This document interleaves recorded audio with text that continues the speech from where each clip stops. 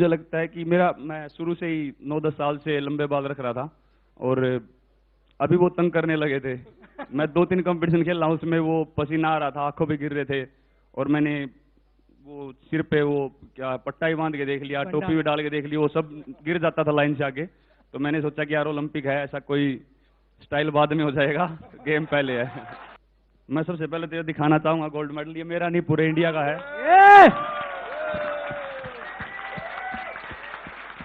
और मैं उस दिन से ही अपनी जेब में लेके घूम रहा हूँ मेडल को।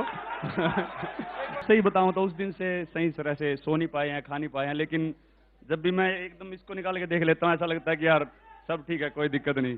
द गोल्डन बॉय, अब मैं उससे आगे क्या कहूं, जिन्होंने हमारा इतने साल का वेट खत्म किया, the first ever medalist in track and field, the first ever gold medalist in track and field for India, the new poster boy of Indian sport, Neeraj Chopra.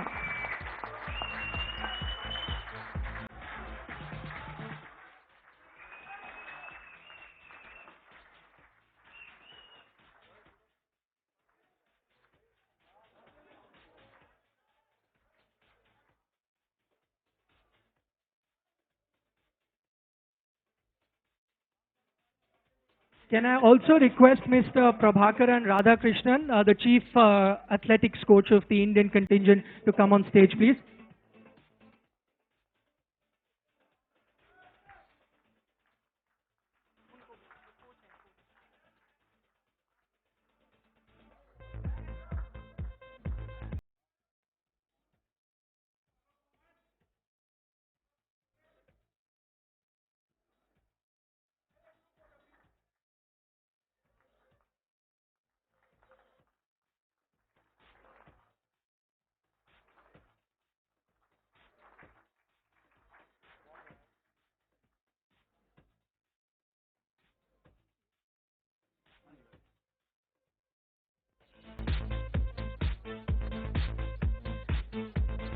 Neeraj, सवाल नहीं पूछूंगा मैं आपसे, आपने सुन ली है तालियां, जरा इनको कुछ बोलिए। सबसे पहले तो हेलो बोल रहा है। सबसे पहले वो सभी को नमस्ते और आप सभी को बहुत बहुत धन्यवाद कि आपने बहुत सपोर्ट किया। और मैं सबसे पहले तो ये दिखाना चाहूंगा गोल्ड मेडल ये मेरा नहीं पूरे इंडिया का है।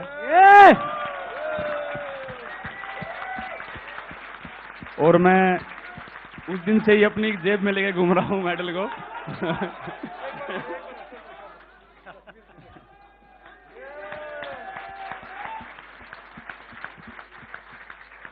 मैं सही बताऊं तो उस दिन से सही तरह से सो नहीं पाए हैं, खा नहीं पाए हैं, लेकिन जब भी मैं एकदम इसको निकाल के देख लेता हूं ऐसा लगता है कि यार सब ठीक है, कोई दिक्कत नहीं। और मैं ये बताना चाहूंगा कि मेहनत तो अच्छी हुई थी, लेकिन कहीं ना कहीं ये था मन में कि यार बहुत तगड़े कॉम्पिटिटर है हमारे, और मेरी वर्ल्ड रैंकिंग 4th चल रही थी और कंपटीशन बहुत ज़बरदस्त था वहाँ पे। लेकिन क्वालिफिकेशन राउंड में जैसी थ्रो लगी और उसके बाद मुझे लगा कि नहीं, ये मेरे लाइफ का सबसे जो तगड़ा मौका है ओलंपिक्स, और ये मैं नहीं छोड़ूंगा। और मुझे लगता है कि अपोनेंट को देख के और कॉम्पिटिटर को देख के कभी भी घबराना नहीं चाहिए, और ये मैंने एक्सपीरियंस किया है मेरे पहले ओलंपिक में, क्योंकि इतना अच्छा कंपटीशन होने के बावजूद भी और इतने अच्छे एथलीट होने के बावजूद भी हमने गोल्ड जीता है। तो मुझे लगता है कि बस अपना 100% दो और किसी से घबराओ मत। एक चीज बताएं, वो जो आपने दूसरा थ्रो फेंका है और उसके बाद जो सेलिब्रेशन करी है, पता था आपको ये बेस्ट गया है थ्रो? बिल्कुल जी, वो जो शरीर का एफर्ट लगता है तो पता लग जाता है कि हाँ ये थ्रो कुछ अलग है, और मुझे लगा था कि मेरा पर्सनल बेस्ट थ्रो है, लेकिन वो थोड़ा उससे कम था, और बस वो फील हो जाता है। और फिर उसके बाद जो अगले दिन सुबह फील हुआ कमर में, शोल्डर में, एल्बो में, तो पर वही है कि अपने पास मेडल है तो ऐसा लगता है कि कोई बात नहीं, चाहे इंजरी हो जाती तो उसको भी देख लेते। अच्छा, आखिरी में आपके जो लंबे बाल थे, that main was very famous. यहाँ आते आते मेरे को 2-3 शैम्पू वालों के फोन आ गए हैं, जेल वालों के फोन आ गए हैं कि नीरज के वो लंबे होंगे। Everyone wants you as a brand ambassador. जी, मुझे लगता है कि मैं शुरू से ही 9-10 साल से लंबे बाल रख रहा था और अभी वो तंग करने लगे थे।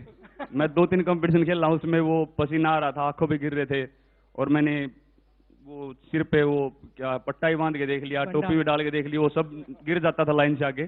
तो मैंने सोचा कि यार ओलंपिक है, ऐसा कोई स्टाइल बाद में हो जाएगा, गेम पहले है।